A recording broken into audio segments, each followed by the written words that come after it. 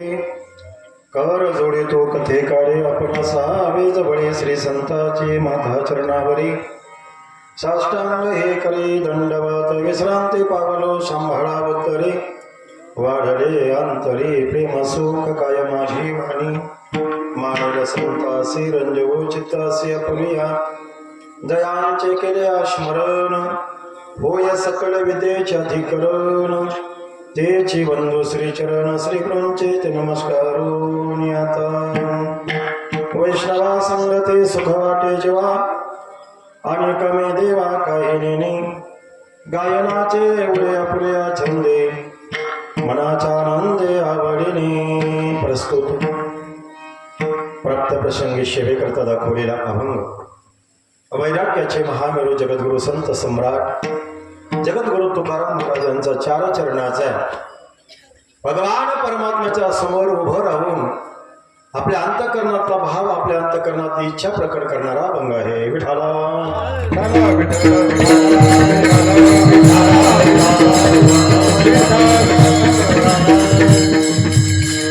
विको पूर्ण कमी करा, विको नको जाय जीवात आणि समोरची मॉनिटर द्या.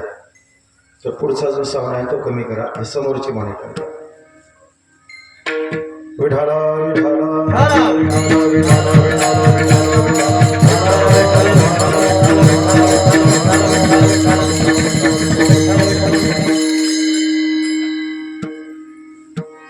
श्री क्षेत्र वाणी तालुका शेवगाव जिल्हा अहिल्यानगर या पवित्र भूमीमध्ये चालत असलेला अखंड हरिनाम सप्ताह येथे नामयज्ञ सोहळा ग्रंथराज ज्ञानेश्वरी पारायण सोहळा आणि या कार्यक्रमाच्या निमित्तानं आदरणीय हरिभक्तीपरायण केशव महाराज गुजर यांच्या मार्गदर्शनाखाली तसेच हरिभक्तीपरायण विनायक महाराज कोळगे यांच्या व्यासपीठ नेतृत्वानं चालत असलेला हा नामयज्ञ सप्ताह गेली 35 वर्ष आपण या गावकऱ्यांनी टिकवलेला आहे.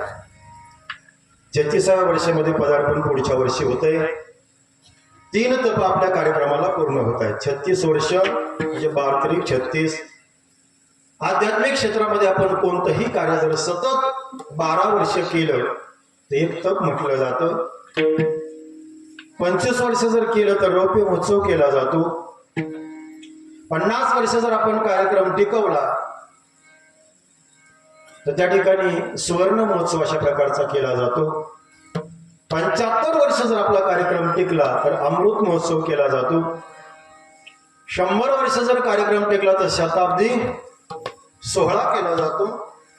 35व्या वर्षामध्ये आपलं पदार्पण आहे. पुढल्या वर्षी त्रितपपूर्ती सोहळा आहे अशोक महाराज. आणि 35 वर्ष कार्यक्रम टिकवणं सोपं नाही. मंदिर बांधणं सोपं आहे, पूजा अर्चा अवघड आहे. सप्ताह चालू करणं सोपं आहे, टिकवणं अवघड आहे. गाडी घेणं सोपं आहे, सांभाळणं जर्सी गाय घेणं सोपं आहे पण सांभाळणं, लग्न करणं पण संसार करणं अवघड आहे. तसं सप्ताह चालू करणं सोपं आहे पण 35 वर्ष आपल्या आव्हानेकरांनी टिकवला. तुम्हाला वंदन आहे. विठाला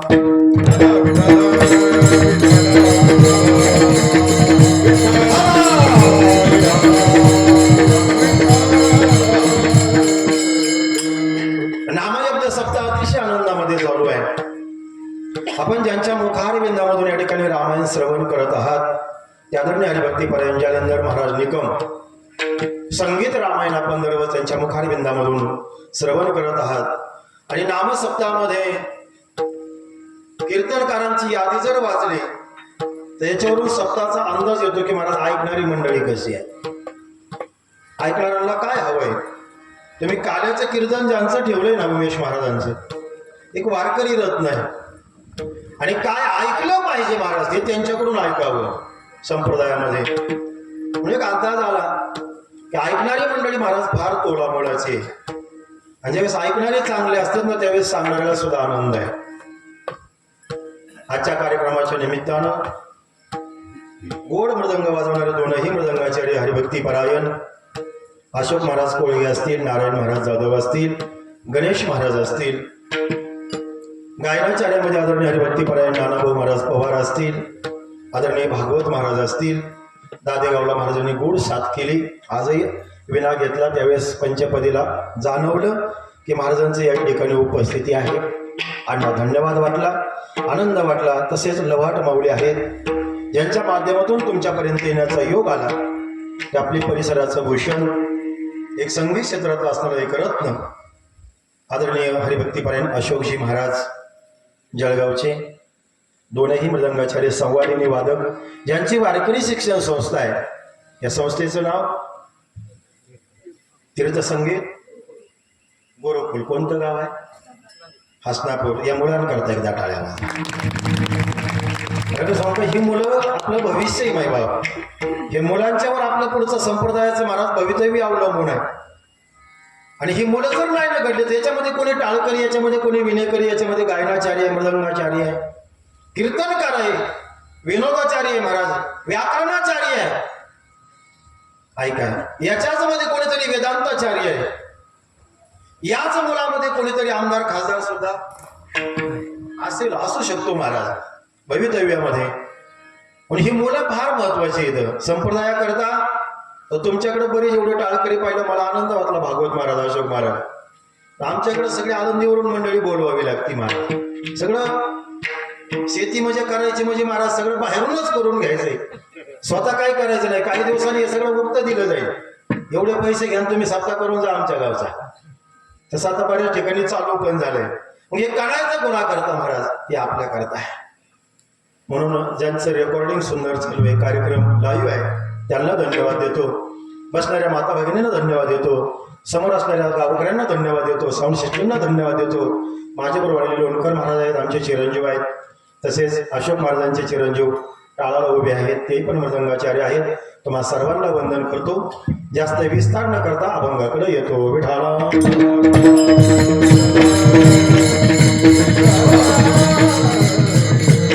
आजच्या अखंड हरिनाम सप्ताहाचा 6वा दिवस आहे आणि 35वा वर्ष आहे. आजच्या या कीर्तन सेवेचं जे संत पूजन आहे ते असणारे या ठिकाणी आपल्याच गावचे परिसराचे असणारे सुभासराव वाणी, सरपंच बऱ्हाणपूर यांचा संत पूजन आहे. आज खऱ्या अर्थानं कीर्तन सौजन्य त्यांचं आहे. आणि ज्यांच्याकडे माझं गोड आज भोजन झालं महाराज ते बबनराव वाणी महाराज. आमरस खायला घातला महाराज. अक्षय तृतीया काल परवा झाली आणि सुरुवात झाली आमरस खायला.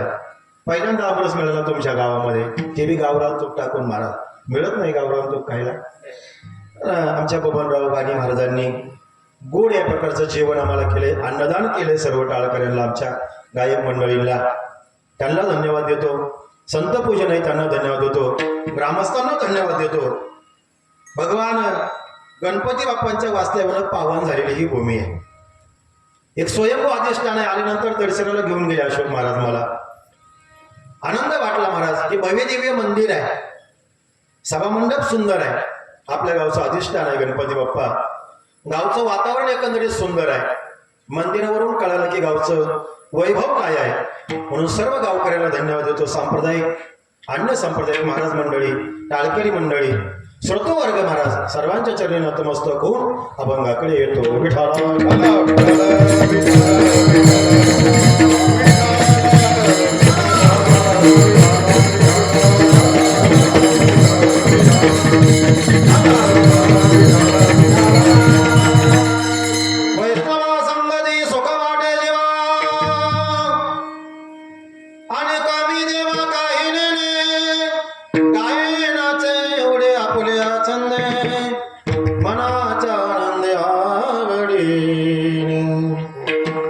जगद्गुरु तुकोबरा यांचा अभंग आहे.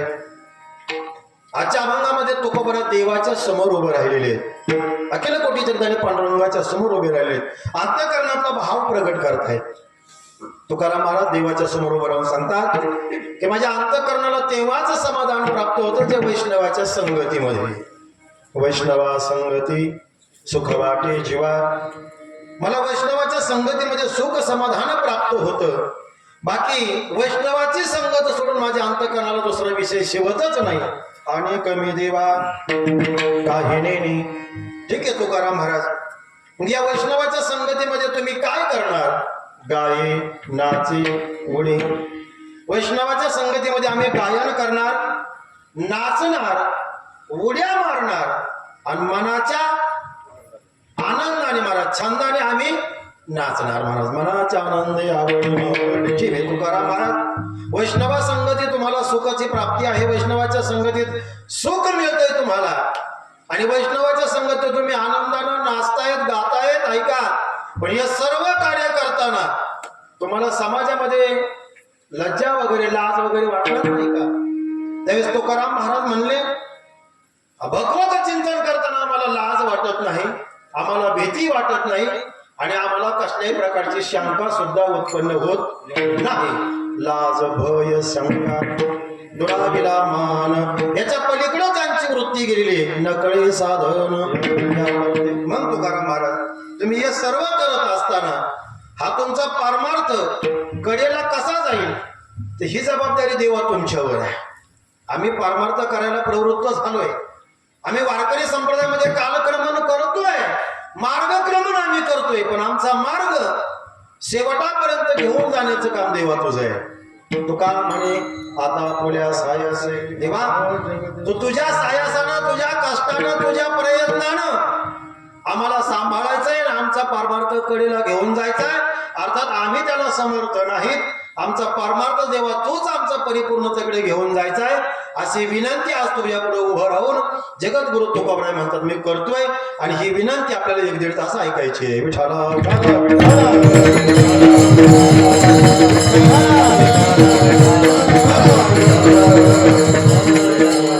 वैष्णवा संगती सुख वाटे जीवा अनेक मे देवा काही नेने. जगद्गुरु तुकाराम महाराज वैष्णवाची संगत मागतात. ऐका नीट आता ऐका.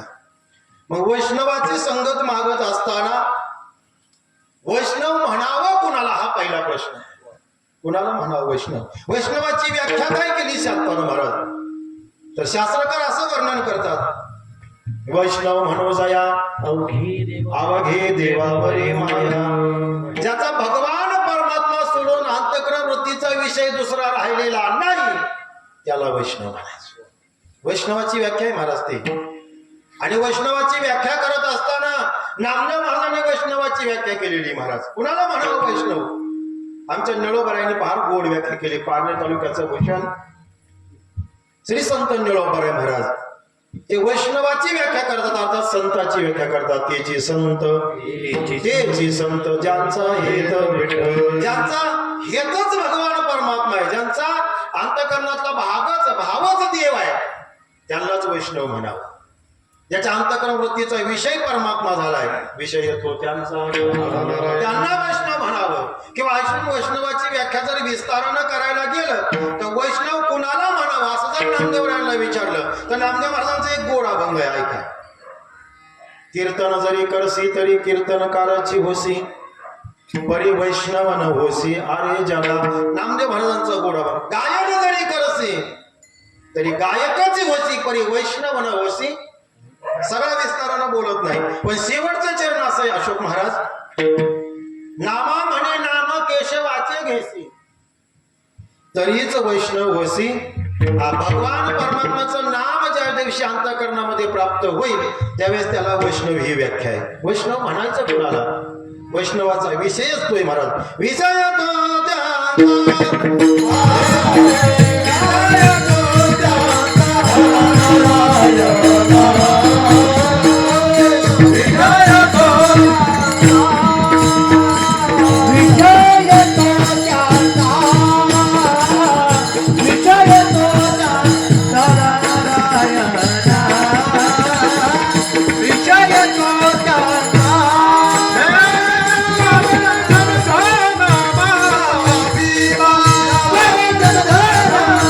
Oh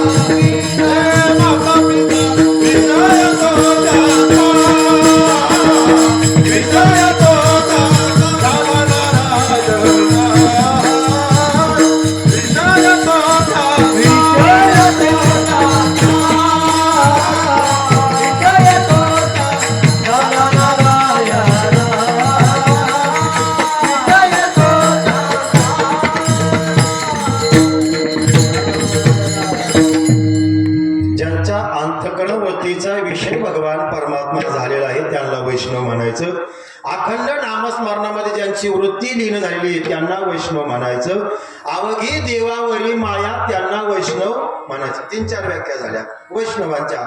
पण अशा वैष्णवाची संगत का तुकाराम महाराज मागतात?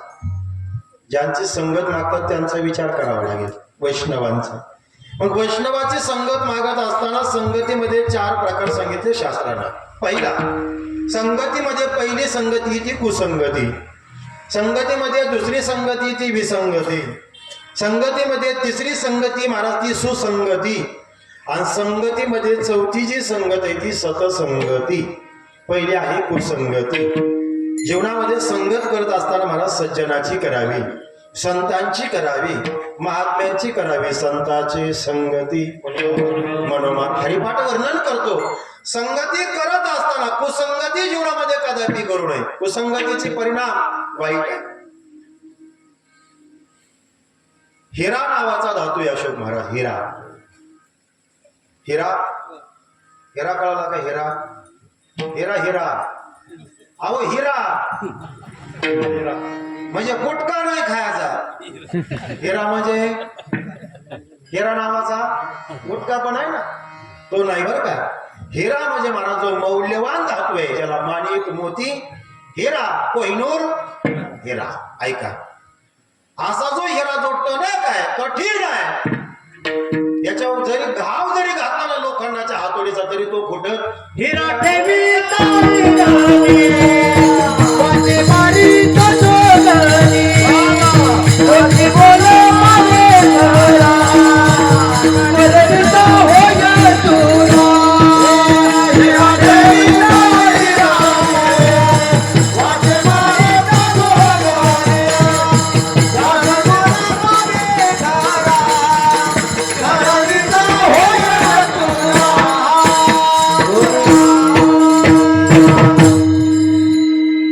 हिरा जर आयरन ठेवला गोड प्रमाण, टायमाला प्रमाण, वेळेला प्रमाण, म्हणजे बॅट आणि बॉल बरोबर महाराज याला टायमिंग म्हणतात. आता क्रिकेट खेळणाऱ्याला माहिती महाराज, बॉल निघून गेल्यावर काय काय बॅट घुमितेत महाराज.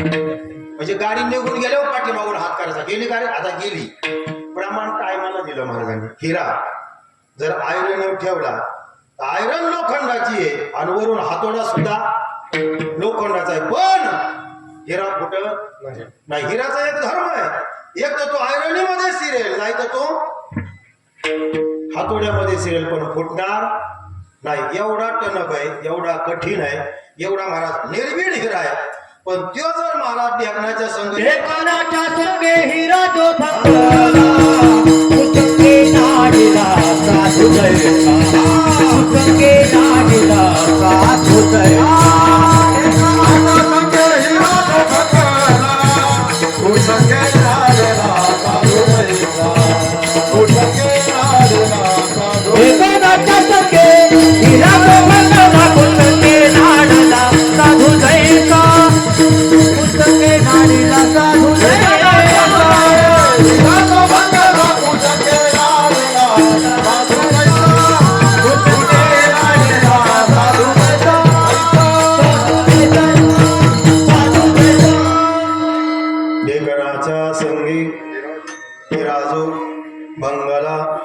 आजप्रमाणे टाइम हाऊस चाललेत महाराज. आहेर सुद्धा बरोबर चालेल, जसे लग्नामध्ये आहेर आहेत तसे.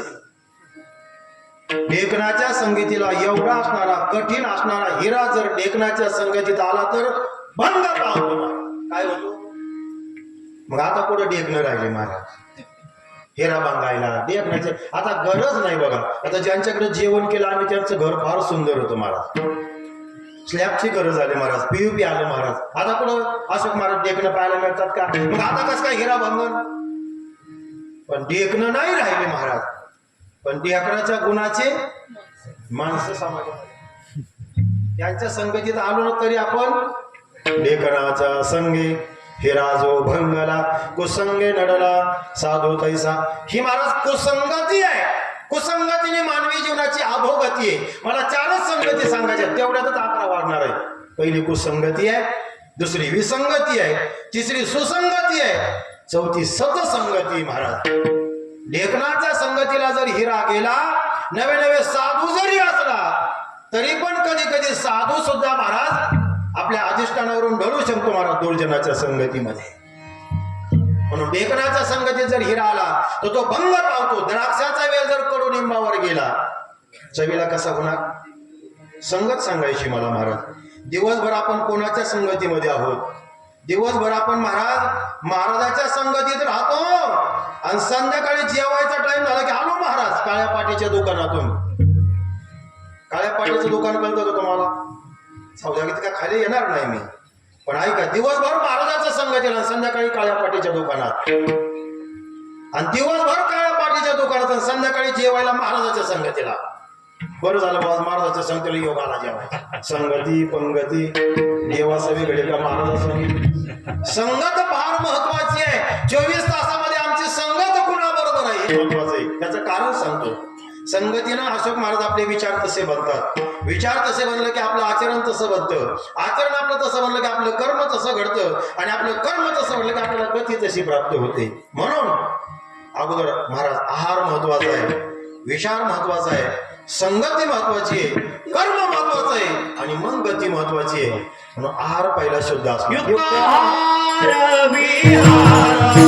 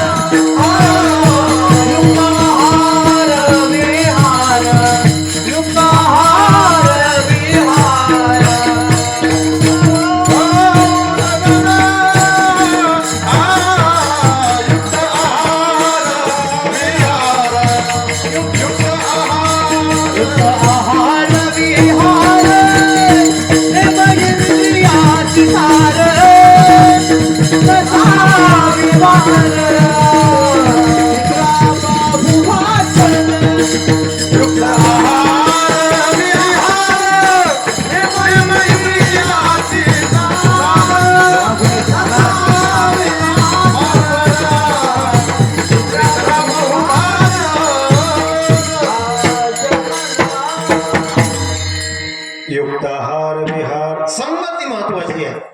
संगतीवर आपण बोलतोय, आणि पहिला संगतीतला मुद्दा आहे कीर्तनातला कुसंगती.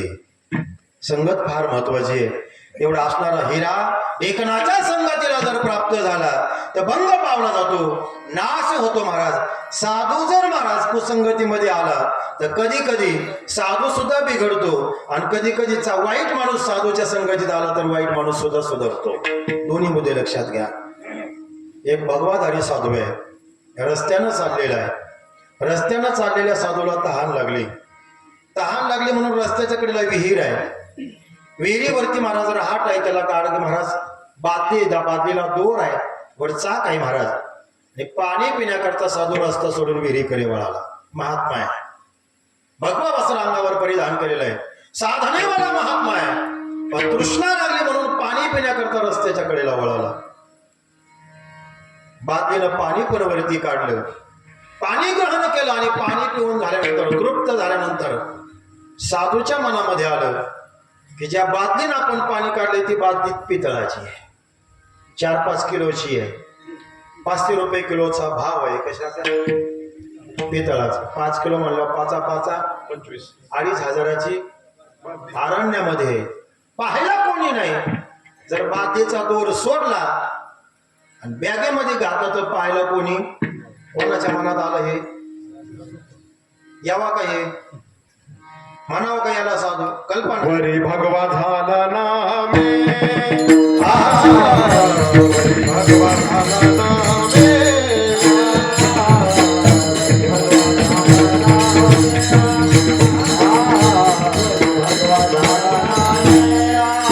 अंतरी भाषा केला कामे, अंतरी भाषा केला कामे, ज्ञानी म्हणून हे साधू खेला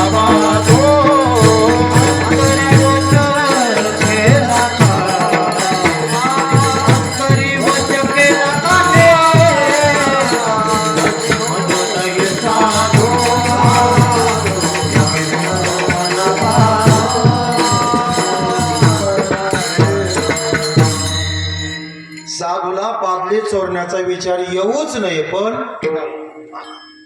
का आला? आता थोडं मागे या दृष्टांतामध्ये. पाठीमागे येताना अर्ध्या तासापूर्वी त्या साधूला एक महाराज जोडीदार भेटला. त्या साधूला बरं का, ऐकताना आव्हाने करतो मी, कुसंगती सांगतोय मी. त्या साधूला अर्ध्या तासापूर्वी एक पाठीमागं जोडीदार भेटला आणि भेटल्यानंतर जय हरी रामकृष्ण हरी झाला आणि सांगितलं तंबाखू आहे का? आता दोघ जण भेटल्यानंतर पहिल्यांदा काय मागतात? आता ज्यांना खायची सवय त्यांना माहित आहे. साधूने सांगितलं माझ्याकडे तंबाखू नाही, मी तंबाखू खातही नाही आणि कुणाला खात नाही म्हणलं देण्याचा विषय नाही. अर्ध्या तासापूर्वी त्या साधूला रस्त्यानं चाललेल्या ग्रस्ताची भेट झाली आणि त्याने सांगितलं तंबाखू द्या. साधूने सांगितलं तंबाखू माझ्याकडे नाही, मी खात नाही, देत नाही. 2 मिनिटाची संगती झाली आणि पुढे आल्यानंतर साधूने महाराज तहान लागली म्हणून पाणी प्यायले, बादली घेतली महाराज आणि बॅग मध्ये टाकली आणि साधू रस्त्याने निघाला. 1 किलोमीटर गेल्यानंतर भागवत महाराज, साधूला असं वाटलं की आपण जे कर्म केलंय ते दुष्कर्म आहे, ते वाईट कर्म आहे, वेदबाह्य कर्म आहे, नीतिबाह्य कर्म आहे. चोरी करणं हा साधूचा स्वभाव नाही. पश्चाताप झाला, विवेक जागा झाला आणि साधू पुन्हा 1 किलोमीटर गेलेला पाठीमाग आला. आल्यानंतर होती ती बादली त्या ठिकाणी ठेवून दिली आणि पुन्हा रस्त्याला लागला. आता सांगा चोर आहे का साधू आहे? हा कोण आहे? आता बादली पुन्हा ठेवून दिली. नीट ऐका आव्हाने का. कीर्तन ऐकायचं म्हणलं का 5Gचीच रेंज घ्यायची. तुझीला किती गोलेडे वेगळे तरी मेळ बसणार नाही. साधूने आता बॅग मधून बादली काढून होती तिथं ठेवली रस्त्याला लागलाय. आता साधू का चोर आहे? हा आता साधूची. पण ज्यावेळेस बादली बॅग मध्ये होते साधूच्या, शेबनम मध्ये होती महाराज, त्यावेळेस साधू का चोर आहे? त्यावेळेस पुराव्या सहित चोर आहे. का तर बॅगेमध्ये काय आहे? बादली चोरली तेव्हा चोरच होता रस्त्यानं चाललेला, पण पाठीमागं आला आणि बादली ठेवून दिली. पितळाची म्हणा, तांब्याची म्हणा, आपल्याला घेणं नाही आणि पुन्हा निघाला. आता साधू आहे. बस साधूनं बादली उचलल्याबरोबर तो चोर होतोय आणि साधूनं बादली ठेवल्याबरोबर साधू होतोय. तसं आपल्या अंतःकरण वृत्तीनं प्रपंच विषय उचलला की आपण संसारिक आहेत आणि आपल्या अंतःकरण वृत्तीनं परमात्मा विषय उचलला की आपण पारमार्थिक आहेत. बघा आपण काय उचलतो याच्यावर अवलंबून आहे. आपण काही उचलतो महाराज. रस्त्यानं 500 रुपयाची नोट पडलेली आणि 200-300 बैलांचा थवा तिथून गेला, पण त्याने त्या नोटीकडे बघितलंही नाही. आणि माझ्यासारखा महाराज तिथून एक चालला आणि त्यांनी ती 500 रुपयाची नोट पाहिली. आता उचलून गेली का पुढे जाईल? बोला आव्हाने. आणि पुढे जर जात असेल तर त्याला महाराज केला कोणी? भागवत महाराजांना असं आलं, कोणी केला त्याला महाराज जर पुढे जात असेल तर? ऐका मला विनोदाकडे घेऊन जायचं नाही, पण बादली उचलल्याबरोबर चोर आहे. बादली ही उपाधी आहे. ही उचलली की चोर आहे आणि ठेवली की साधू आहे. तसं प्रपंच ही उपाधीच आहे. ती अंतःकरणानं उचलली की आपण जीव आहोत आणि परमात्मा अंतःकरण वृत्तीने उचलला का आपण देवच आहोत. आपण काय उचलतो त्याच्यावर अवलंबून, आपल्या अंतःकरण वृत्ती काय उचलते त्याच्यावर अवलंबून आहे. म्हणून आपण काय उचलावं. पण जाऊ दे, इतकं खोल सांगत नाही. पण साधून आत्मपरीक्षण केलं अशोक महाराज की मला बादली चोरण्याची बुद्धी झालीच का? असं कधीतरी माणसाच्या मनात यावं. मला 98% पडायला पाहिजे होते पण 95च का पडले असा विचार त्या विद्यार्थी म्हणतो जाऊन दे 35 पडलेत ना. तसं नाही, हुशार विद्यार्थी तसा विचार करत नाही. तो म्हणतो माझे 2 मार्क कुठं कमी झाले मला हे शोधू द्या. स्वामी विवेकानंद निकाल लागला बरं का अशोक महाराज. आणि विवेकानंद निकालाला गेले नाही, सर्टिफिकेट आणण्याकरता गेले नाही. ते प्रगती पुत्रक असतं महाराज, ते आणण्याकरताच गेले नाही. मित्र रस्त्याने येत होता आणि मित्राला विचारलं आपल्या वर्गामध्ये 2रा नंबर कोणाचा आला? की तो दुसरा. बाकीचे पोरं म्हणले असं काय विचारतात? सर्वसामान्य प्रगत असं आहे की आपल्या वर्गात पहिला नंबर कोणाचा आला. पण विवेकानंदांचं विचारणं थोडं वेगळं. त्यांनी विचारलं मित्राला, अरे आपल्या वर्गामध्ये 2रा नंबर कोणाचा आलाय? त्यांना विचारलं असं का म्हणून विचारता तुम्ही? त्यांनी सांगितलं पहिला माझाच आहे, मला फक्त 2रा सांग. किती आत्मविश्वास आहे त्यांना. स्वामी विवेकानंद म्हणतात. आता त्यांची गरज आहे तरुणांना महाराज. स्वामी विवेकानंदांच्या विचाराची गरज आज तरुणाला आहे. त्यांची गरज आहे. चला मला पुढे घेऊन जायचंय. विचार केला साधून की मला बादली चोरण्याची बुद्धी तरी काय यावी. आत्मपरीक्षण केलं आणि अर्ध्या तासापूर्वी तंबाखू मागणारा भेटला होता. लक्षात आला. आणि तो तंबाखू मागणारा दुसरा तिसरा कोणी नसून तो होता चोर. कोण होता? चोर. आता चोराची संगत 2 मिनिटं मिळाली. कोणाला? बनकर महाराजांना. आम्हाला तसे बरेच भेटा देत राहतात. चोराची संगत कोणाला मिळाली? साधूला. 1च मिनिटाची संगत तंबाखू मागण्यापुरती चोराची संगत प्राप्त झाली साधूला. तर साधूला सुद्धा वृत्ती अशी झाली अशोक महाराज की बादली चोरावं. याचं कारण आहे आणि याचं प्रमाण आहे. बैसता चोरापासी तैसीच होय बुद्धी पाहुण्या चिंधी मन धावे.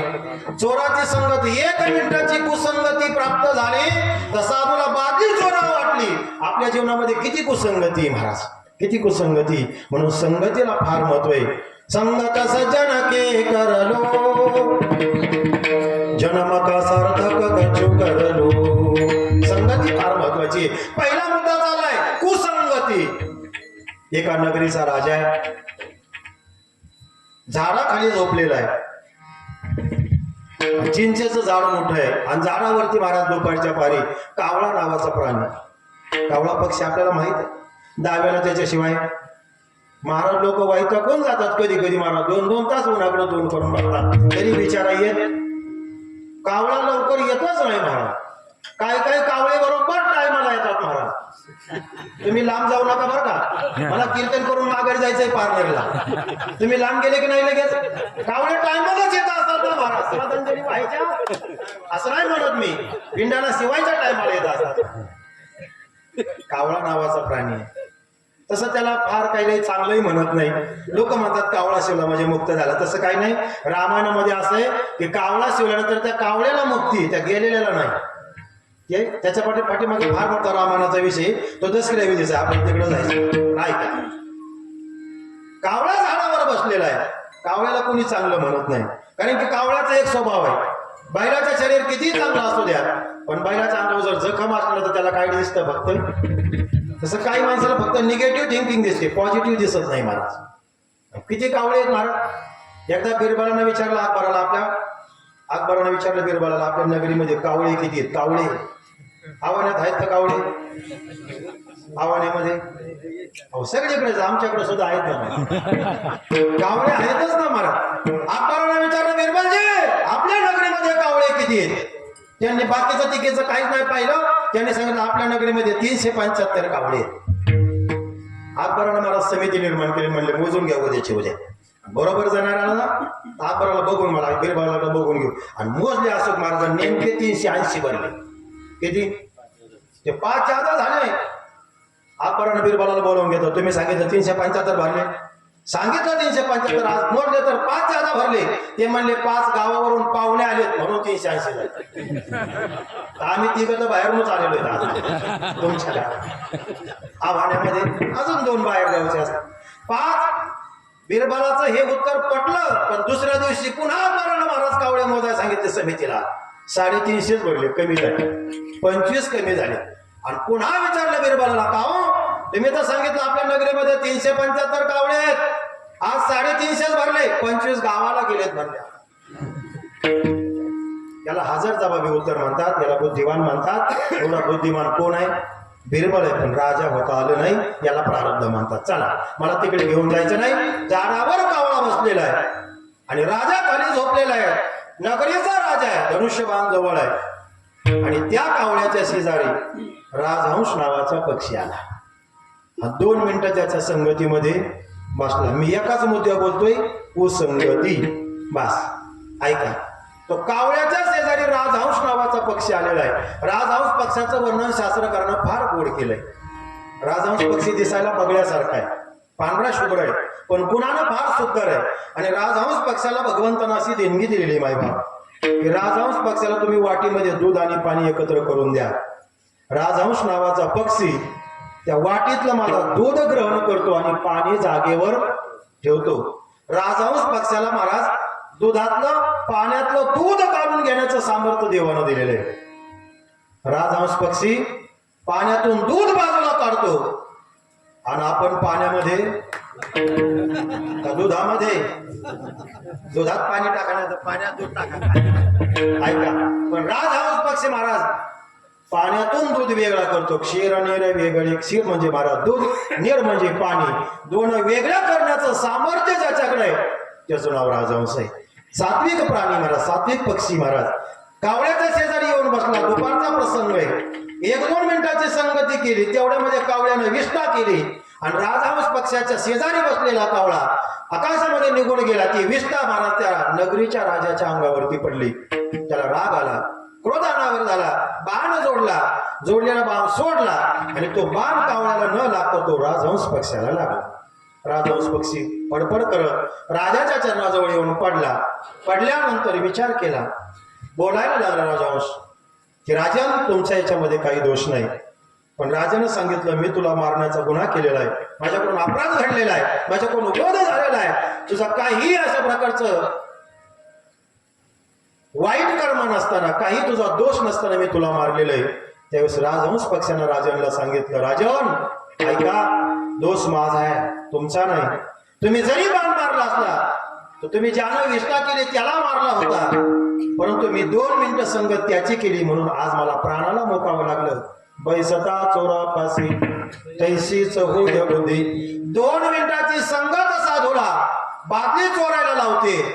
2 मिनिटाची महाराज कावळ्याची संगत प्राणाला मुकायला लावते. राजहंस पक्षाला संगत दुर्जनाची आहे, संगत कुसंगती आहे, म्हणून जीवनामध्ये कुसंगती कधी करायची नाही. विठाला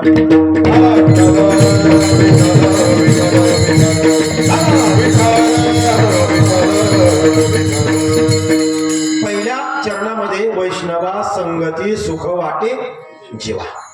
आता संगती पाहिली, कुसंगती. दुसरी संगती ऐका महाराज, विसंगती. विसंगती म्हणजे मृदंग लावलाय काळी 2ला, महाराज गतीत काळी 1ला, याला काय म्हणायचं? विसंगती. मृदंग कुठं चाललाय, काय कुठं चाललाय त्याचा हिशोब, याला काय म्हणायचं? विसंगती म्हणायचं. ऐका, विसंगती अजून थोडं खाली येऊन सांगू का? आदरणीय महाराज पांडुरंग महाराज खूप गोड सांगतात. कसं? ऐका, विसंगती त्याला म्हणतात, एक जणाचं लग्न होतच नव्हतं, पण कर्मधर्म संयोगानं झाल्यानंतर मंडळी त्याला अशी मिळाली की त्याच्या अपोजिट विचाराची. महाराज त्याने पाणी मागितलं की महाराज ती चहा आणून द्यायची, त्याने चहा मागितला की ती जेवण आणून द्यायची, त्याने जेवण मागितलं की तो तिला ती पाणी आणून द्यायची. याला म्हणायच्या जीवनामधली विसंगती. गडी महाराज बंगाल झाला, महाराज तब्येत कमी झाली, मित्र भेटला मला, कार्यदादा असं झालं तर मला मंडळी जरा बेकारच मिळाली. काय झालं? जेवण मागितलं की चहा करून देते, चहा मागितलं की पाणी आणून देते, पाणी मागितलं की लस्सी आणून देते. थंडी म्हणून सांगतो, उन्हाळ्याचे दिवस झाला, कोल्ड ड्रिंक नको जायला. महाराज ऐका, ती विरुद्ध काम करते. त्या मित्राने सांगितलं एक काम कर, तुला ज्यावेळेस चहा प्यायचं ना त्यावेळेस पाणी मागायचं, आणि घरी जर भूक लागलेली असताना जाऊन सांगायचं आज आपल्याला अजिबात जेवायचं नाही, आज आपल्याला भूक नाही, मित्राकडून जेवण आलोय. एवढा नंतर पाहून बघ म्हणले, करून बघ, गेला घरी. सांगितलं म्हणले आज आपल्याला काही चहा नको, येताना रोडला चहा घेऊन आलोय. घरी गेल्याबरोबर म्हणले चहा घ्यावाच लागेल, याला चहा घ्यायचाच होता. आता भूक तर लागलेली होती, पण काय करावं? त्याने सांगितलं आज स्वयंपाक करू नका, मित्राकडे जेवण आलोय. ती म्हणली जेवावाच लागेल, मी स्वयंपाक करूनच ठेवला नाही. जो म्हणला मंत्र कामाला आला. याला म्हणायचं विसंगती.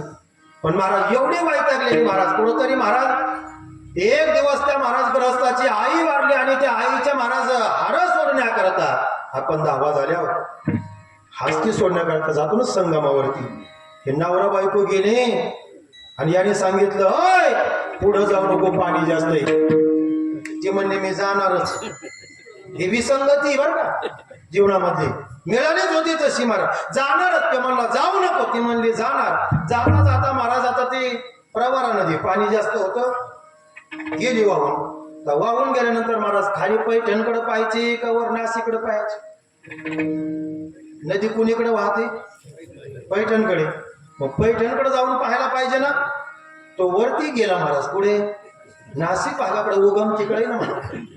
तिकडे विचारला, म्हणले आमची मंडळी इकडे आली का वाहत वाहत? ते म्हणले इकडे आम्ही तर काही पाहिले नाही. म्हणले कुठं घडली घटना? म्हणले प्रवरा सांगा मला. आम्हाला मग खाली पैठणकडे जाऊन बघा ना, इकडे वर कशी येईल? ते म्हणले नाही, तिला उलट पावायची सवय, म्हणजे उलट चालवायची, तिकडं नाही जाणार, इकडंच येणार उलट्या मार्गाने. याला जीवनातली विसंगती, कुसंगती झाली. विसंगती झाली, आता सुसंगती ऐका. मृदंग 2 मध्ये लावलाय, गायनाचार्य 2 मध्ये गातात, याला सुसंगती म्हणतात. ऐका, हे सर्वजण सुसंगतीमध्ये बसले, याला सुसंगतीमध्ये म्हणतात. मला याच्यामध्ये वेळ घालवायचा नाही. 4 संगती जीवनामध्ये, कुसंगती आहे, सुसंगती आहे, विसंगती आहे, पण शेवटचा मुद्दा लक्षात घ्या, सतसंगती. बस इकडे यायचं आपल्याला. कोणी सतसंगती केली, कुणाचं कल्याण झालं. पहिला मुद्दा, विश्वमाऊली ज्ञानोबा आहे, नेवासा नावाचं गाव आहे. ज्ञानेश्वरी सारख्या ग्रंथाचं लिखाण झालं. माऊली ज्ञानोबरायांच्या सानिध्यामध्ये पैश नावाचा खांब आला. एक दगडच आहे, एक पाषाणाची महाराज अशा प्रकारची मोठी मूर्ती आहे. तो दगडच आहे, पाषाणच आहे, पण माझ्या माऊली ज्ञानोबरायांचा स्पर्श झाला आणि त्याला पैश नाव देण्यात आलं. आणि आज लोक त्या दगडाचा, आज त्या पैश नावाच्या खांबाचं दंडवत घालून दर्शन घेतात. मला असं वाटतं, दगड असून सुद्धा वंदनीय ठरला, आदरणीय ठरला, पूजनीय ठरला, कारण तो सतसंगतीमध्ये आला, माऊलीच्या संगतीमध्ये आला. नंबर 2, ऐका, जर दगड माऊलीच्या संगतीमध्ये आला तर वंदनीय ठरला. दगडा मातीची असणारी भिंत आहे अशोक महाराज, ती निर्जीव आहे, पण ती माऊली ज्ञानोबरायांच्या सानिध्यामध्ये आली, ती सुद्धा वंदनीय. चालविली जडा भिवती हरली नागाची धान्य, माईचा नागती.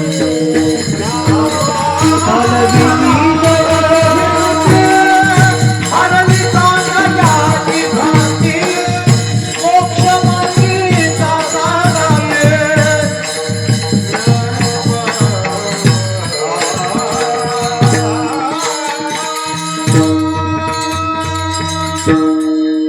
चालविली जड भिंती. आळंदीला जर आपण वडगाव घेणं मार्गे गेला असाल तर पहिल्या कॉर्नरला भिंत चालवलेलं ठिकाण आहे.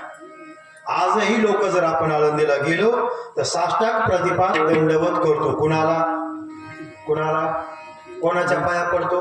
भिंतीच्या. काय असं त्या भिंतीमध्ये सामर्थ्य? माऊली ज्ञानोबरायांचा स्पर्श झालाय, संगती झाली. कुणाला? भिंतीला. मग आता महाराज, ज्या भिंतीला स्पर्श ज्ञानोबरायांचा झालाय तेवढीच वंदनीय ठरली का सगळ्या? आणि जर सगळ्या वंदनीय ठरल्या असतात तर आज आपण आपल्या भिंतीचं पण जय देव जय देव. आपल्याही घराला भिंती आहेत पण कोणी ववाळीत, आपल्या गोठ्याला भिंती आहेत पण कोणी ववाळीत. आपल्याकडे भरपूर दगड आहेत, त्याचा कोणी आदर करत नाही. जो दगड माऊली ज्ञानोबरायांच्या सानिध्यामध्ये आला तो वंदनीय ठरला. पैश नावाचा खांब, त्या खांबाकरता मंदिर उभं राहिलं. हे सतसंगतीचा परिणाम.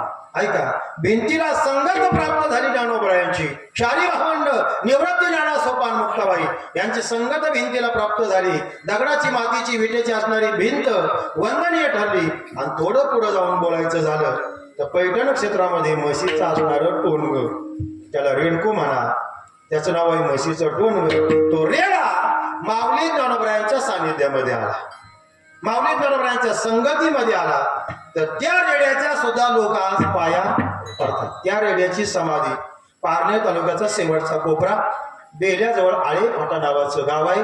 जुन्नर तालुका आहे, पुणे जिल्हा आहे. जुन्नर तालुक्यामध्ये आळे गाव आहे. आळे फाटाजवळ त्या आळे गावाला त्या रेड्याची समाधी आहे. मोठा महाराज त्या ठिकाणी नामयज्ञ सप्ताह करतो आणि त्या रेड्याच्या लोक पाया पडतात जाऊन. आता ही टोनग म्हशीच आहे आणि पाया पडणारे माणसं आहेत. आपण माणूस असून आपल्याला टोनग्याच्या पाया पडावं लागतं. असं काय केलं असं त्या रेड्यानं? सतसंगती, साधूची संगती, महात्म्याची संगती. मग रेड्याच्या का सगळ्याच पाया पडतात का? बरं, सगळ्याच रेड्याच्या आपण पाया पडतो का? आपल्याकडे काही कमी रेडे आहेत का?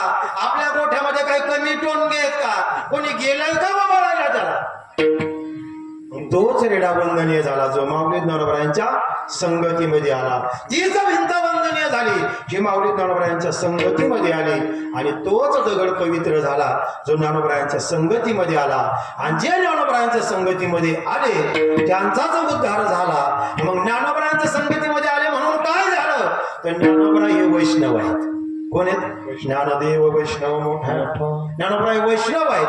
आणि मग ज्ञानोबरायांच्या संगतीमध्ये दगड वंदनीय ठरतो, ज्ञानोबरायांच्या संगतीमध्ये रेडा वंदनीय ठरतो, ज्ञानोबरायांच्या संगतीमध्ये भिंत वंदनीय ठरते. आणि ज्ञानोबराय हे वैष्णव आहेत म्हणून तुकोबारांना म्हणावं लागलं, वैष्णवा संगती सुख वाटे जीवा.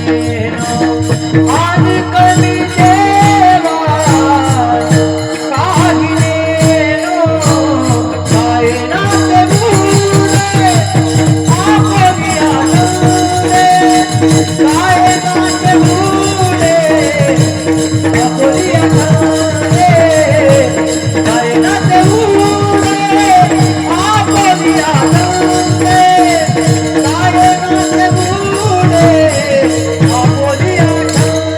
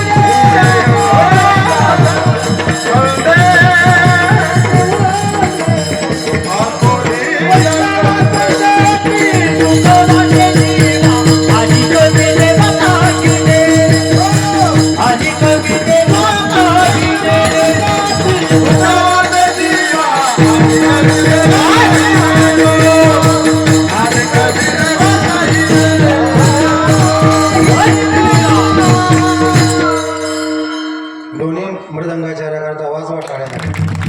9 ते 11 आपल्या आवाजा फवारणी करावं लागते मध्ये मध्ये. साऊंड सिस्टीमवाले थोडासा आवाज माझा वाढवा, थोडासा. काय होतं 9 ते 11 म्हणलं की झोपा येतात महाराज, जेवलेले असतात भरपूर, मग इथं आल्यावर लोड येतो महाराज. म्हणून आता 80% सप्ताह 7 ते 9. आळंदीला तर आता 6 ते 8च झालं महाराज, 6 ते. पण 9 ते 11ला जर महाराज काय होतं, कीर्तनाला बसले ना महाराज गुलाबाचे फुलं, हा होते ना 3 ते 5, आळंदीला 6 ते 8, कीर्तनाला बसताना गुलाबाचे फुलं महाराज. आणि 10:30 वाजले की झाले सूर्यफुलं म्हणजे फारच खाली वाकात येत महाराज, कधी उरकतोय बाबा महाराज. म्हणून मधून मधून फवारणी करावं लागते महाराज. रोग पडत असतो महाराज, मधून मधून झोपा येत असत्या. वैष्णवा संगती सुख वाटे जेव्हा, ऐका तुकाराम महाराज म्हणतात मला संगती प्राप्त व्हावी, कुणाची? वैष्णवांची. आणि वैष्णवाच्या संगतीमध्येच मला सुख वाटतंय. आणि कमी देवा काही नेनी. पण तुकाराम महाराज तुम्ही वैष्णवाच्या संगतीमध्ये काय करणार? गायन करणार, ऐका नाचणार, आणि ऐका गाये नाचे आणि उड्या मारणार. ऐका माणसाने नाचलं पाहिजे, माणसाने उड्या मारल्याच पाहिजे, आणि माणसाने नाचलंच पाहिजे. बऱ्याच महाराज लोकांचं म्हणणं आहे की तरुणांनी नाचलं नाही पाहिजे, पण मी त्याच्या विरोधात आहे की तरुणांनी नाचलं पाहिजे. पण ऐका नाचणं हे चांगलंच आहे अशोक महाराज. नाचणं काय आहे? नाचणं चांगलंच आहे, फक्त नाचण्याची जागा निवडा. नाचू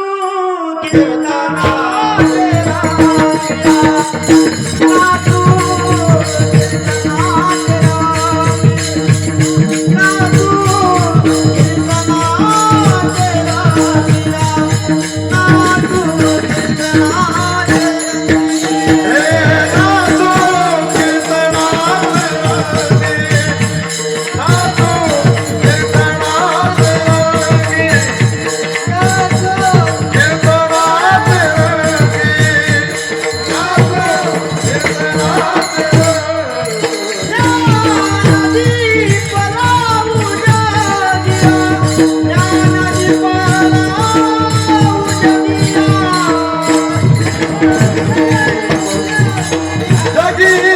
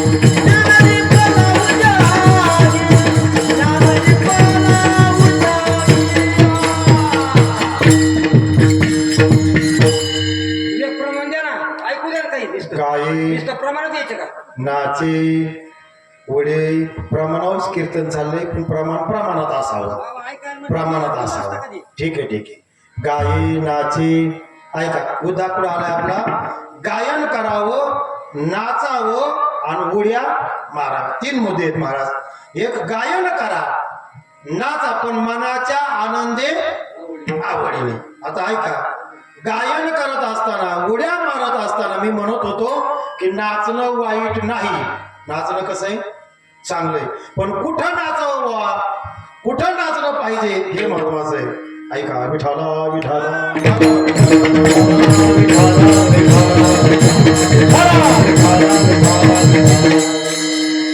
नाचणं कीर्तनामध्ये योग्य आहे नाथ महाराजांचा कोडाभंग आहे गायनाची उडी आपुली चंद्रे याचं प्रतिपादन करत असताना याचा मुद्दा विषद करत असताना नाथ महाराज सांगतात धन्य जगी तोची एक नाचणं चांगलंय उड्या मारणं चांगलंय बसणं सुद्धा चांगलंय नाचणं वाईट नाही पण आपण वराती पुढं नाचतो म्हणून घोटाळा नाचणं चांगलंच आहे नाचू कीर्तनाची ज्ञान दे पलावू जगी नाचणं चांगलंच आहे महाराज बसणं सुद्धा चांगलंच आहे पण आपण कुठं बसतो मारुतीच्या मंदिरामध्ये बसतो किती वेळ बसतो 10 तास बसतो काय करतो बसून 52 अध्यायाचा ग्रंथ चालू असतो महाराज पुढं मारुतीच्या मंदिरामध्ये किती अध्यायाचा संध्याकाळपर्यंत 12 तास बसून सुद्धा भागवत महाराज दर्शन होत नाही कोणाचं मारुती राहायचं किती तास बसले 10 तास 12 तास पुढे बसले मारुतीच्या मंदिरामध्ये दर्शन झालं का नाही पाण्याच्या बाटल्या आणून देणारे वेगळे तर भेळ भात आणून देणारे वेगळे बसणं चांगलं आहे का वाईट आहे बसणं चांगलंच आहे महाराज पण बसण्याची जागा चुकली ना महाराज बरं जागा चुकली असं तरी कसं म्हणावं तो मंदिरात बसलाय ना पण मंदिरात बसून त्याचं काम चाललंय 52 अध्यायाचा ग्रंथ महाराज 52 अध्यायाचा कॅट चाललाय बसण्याची जागा चुकली नाही बसण्याचं कर्म चुकलंय महाराज म्हणून बसणं सुद्धा योग्य आहे पण कुठं बसावं महाभारतामध्ये कुरुक्षेत्रावरती युद्धाचा प्रसंग आहे मागण्याकरता दुर्योधनही गेला आणि मागण्याकरता अर्जुनही गेला एक जण पायाजवळ बसला आणि एक जण डोक्याजवळ बसला अर्जुन कुठं बसलाय पायाजवळ आणि दुर्योधन कुठं बसलाय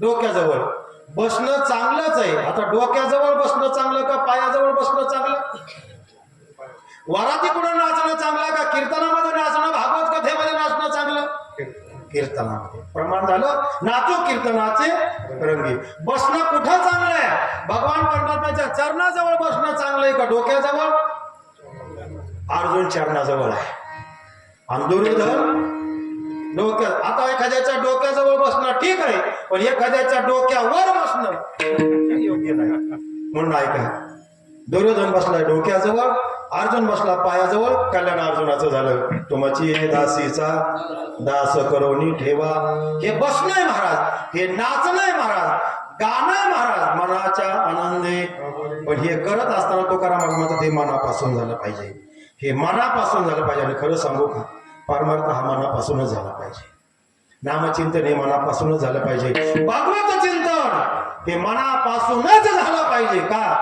कारण की मनाला महाराज चाला लागला पाहिजे गोविंद गोविंद मनाला लागला छंद मग गोविंद ते काया वेदना ये देवातया गोविंद गोविंद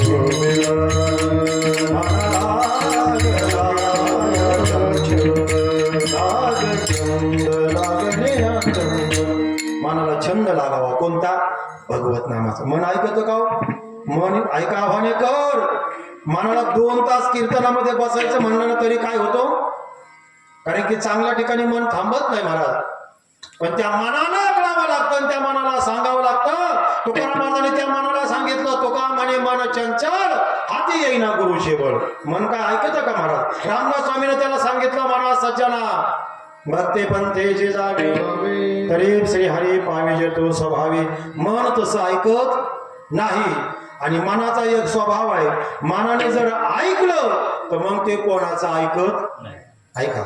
आपल्याला भगवत चिंतन करावं वाटत नाही आणि जर मनाने ठरवलं करायचं तर ते कोणाचं ऐकत.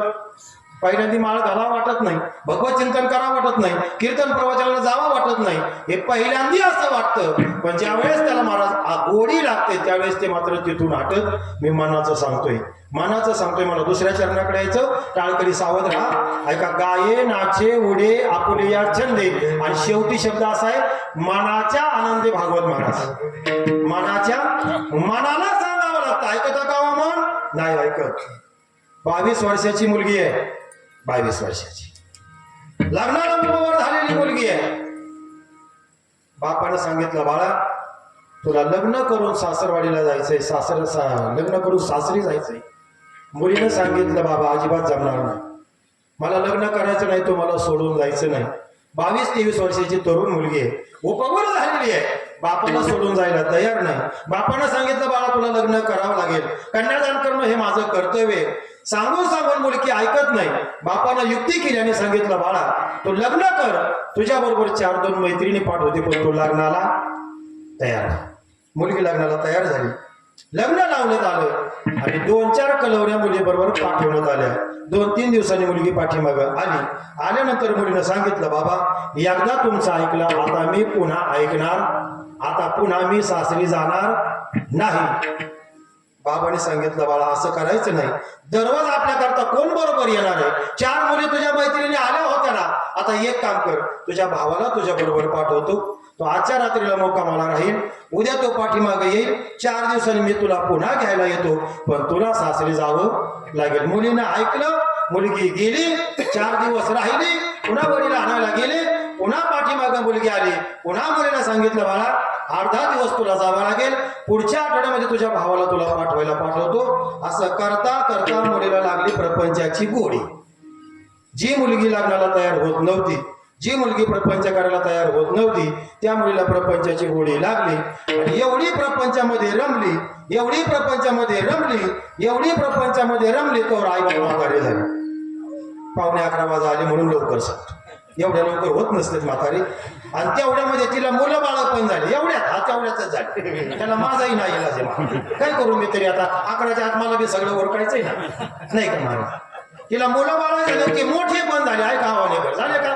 मोठे झाले, बरं. ते नोकरीला पण लागले नोकरीला. आणि आई वडील आता वृद्ध काळा राहिले. आणि आई वडिलांनी पत्र लिहिलं मुलीला, सकू एकदा का व्हायला येऊन मामाला भेटून जा. आता मुलीनं तिकडून पत्र लिहिलं. तेव्हा हे काय ईमेल वगैरे फॅक्स वगैरे असं काय व्हॉट्सअप तर अजिबात नव्हतं, चॅटिंग भेटिंग ट्विटर वगैरे काही नव्हतं महाराज. तेव्हा पत्र व्यवहार होता. मुलीला सांगितलं, बाळा आमची आता काही तब्येत बरोबर आई वडिलांनी पत्र लिहिलं, एकदा सकोबाई येऊन मला भेटून जा. मुलीनं तिकडून उलट पत्र पाठवलं, बाबा मी आले असते पण माझ्या पोरांच्या डब्याची सोय बसत नाही. बाबा मी आले असते पण यांच्या डब्याची सोय बसत नाही. बाबा मी आले असते पण जर्सी गायच्या धाराची व्यवस्था बसत नाही. बाबा येऊ कसं मी? 25-30 वर्षापूर्वी जी मुलगी लग्न करायला नको म्हणत होती, ती 30 वर्षांनी मुलगी म्हणती, बाबा आता मला यायला काय नाही, वेळ नाही. आणि 30 वर्षापूर्वी म्हणत होती मी जाणार. तसंचही मनाचं सुद्धा महाराज. जे मन भगवत चिंतनाकडे महाराज लागत नाही, त्या मनाला जर गोडी लागली आणि ते मन जर महाराज भक्ती मार्गामध्ये रमलं तर ते मग परत पाठीमागे येत नाही. आता कोठे धावे मन,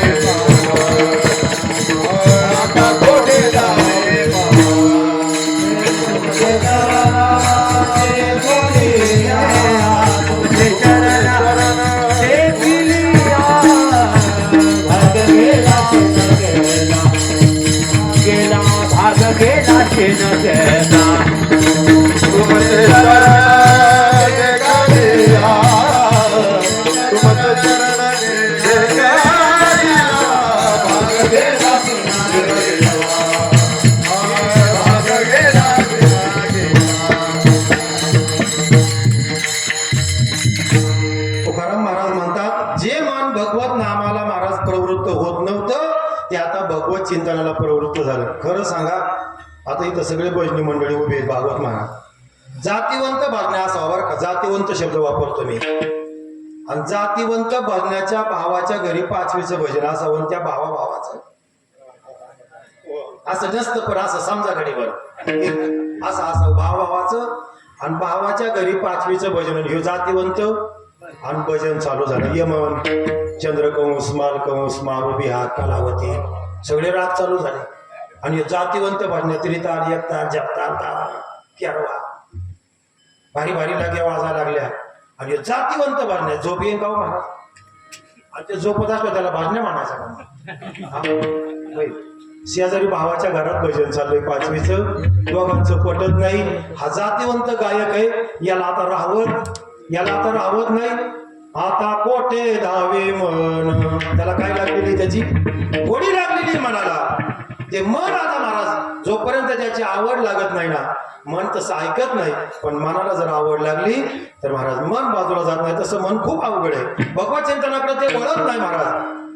आणि एकदा का भगवत चिंतनाकडे वळलं तर लाचावले मन लागली से गोडी ते जीवेन सोडी आईसे झाली. त्या मनाचा स्वभाव असा आहे महाराज. ते मन कधी भगवत नामाकडे प्रवृत्त होत नाही. ते माकडासारखा स्वभाव आहे मनाचा. कारण की तुकाराम महाराजांनी प्रमाण गोड दिलं. तुका म्हणे मन चंचल हाती येईना गुरुची बळ. महाराज कबीरजी महाराज सांगतात मनाचा स्वभाव कसा आहे. कबीर महाराजांनी गोड अभंग दिला. बोलो राम राम राम बोलो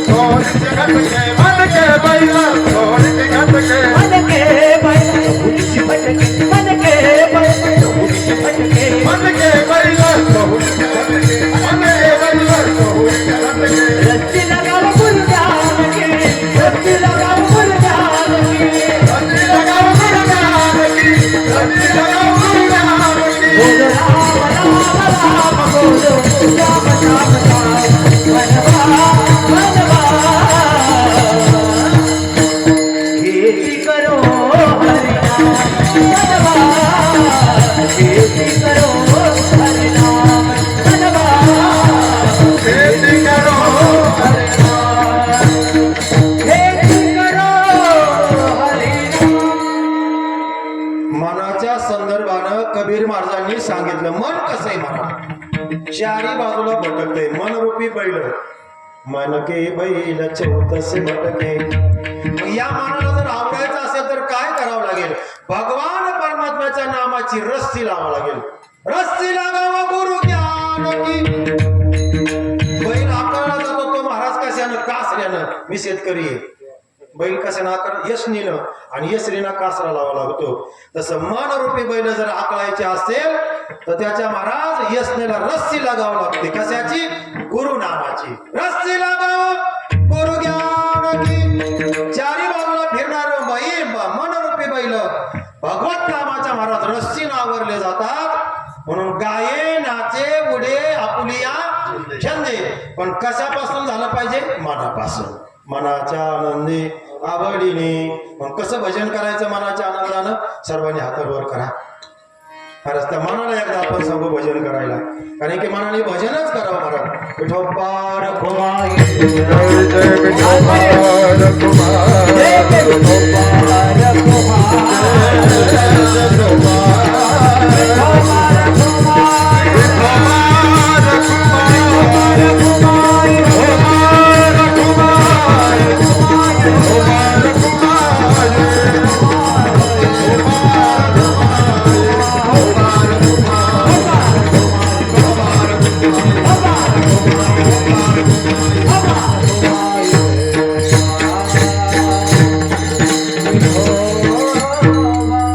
वैष्णवा संगती सुखवाटी जीवा आणि कमी देवा. गाहिनीने गाई नाचे उघडे आपुलिया छंदी या सर्व प्रक्रिया ज्या होत असतात तुकाराम महाराजांचा ते मनापासून झाल्या पाहिजे, अंतःकरणापासून मनाच्या आनंदी आवडीने. पण हे करत असताना तुकाराम महाराज तुम्हाला लाज वाटत नाही का, भीती वाटत नाही का, शंका येत नाही का? तुकाराम महाराज म्हणले ऐका आम्हाला लाज, आम्ही लाज कधीच सोडून दिली. भक्ती मार्गामध्ये महाराज ऐका, पंढरीच्या पेठे मांडी गेले बस. जनाबाई महाराज सांगतात आम्ही भगवत नामामध्ये काय लाजायचो महाराज. मला सांगा, लोक चौकामध्ये उभं राहून 10 रुपयाचे सिगरेट ओढतात, त्यांना काय वाटत नाही? लोक चौकामध्ये उभं राहून महाराज एवढ्या बाटल्या पेतात महाराज, पाण्याचं म्हणतोय बरं का मी, ऐका चौकात उभं राहून महाराज तरी काही वाटत. मग लोक जर चौकात उभं राहून वाईट कर्म करत असतील, आपण धर्म मंडपात राहून चांगलं काम करायला काय हरकत आहे महाराज? काय का कीर्तन करायला काय हरकत आहे? प्रवचन. लोक जर चौकात उभं राहून वाईटच काम करतात ना महाराज, सिगारेट ओढणं, दारू पिणं, हे वाईट कर्म जर चौकात उभं राहून करीत असतील, साधं नाही महाराज सिगरेट ओढणाऱ्याचा थाट. त्यांनी ज्यावेळेस सिगरेट ओढताना दूर दुसऱ्याच्या तोंडावर गेल्यावर त्याचे 10 रुपये गेल्याचं समाधान. वाईट कर्म करताना जर आम्हाला लाज वाटत नसेल तर या धर्म मंडपामध्ये आम्हाला कशाला लाज वाटायला पाहिजे? लाज कशाची भीती आहे? कशाचीच नाही. शंका दुराविला मान नकळे साधन या परते. पण हे करण्याकरता महाराज संगत महत्वाची. का बरं लाज नाही वाटत महाराज? त्याचं कारण सांगतो तुम्हाला 1 मिनिटामध्ये. का लाज वाटत नाही? माझ्या जनाबाईनं भक्ती केली महाराज, अंतःकरणामध्ये लाज नाही. मीराबाईची भक्ती बघा, वारकरी संप्रदायामध्ये महिला संत होऊन गेल्या.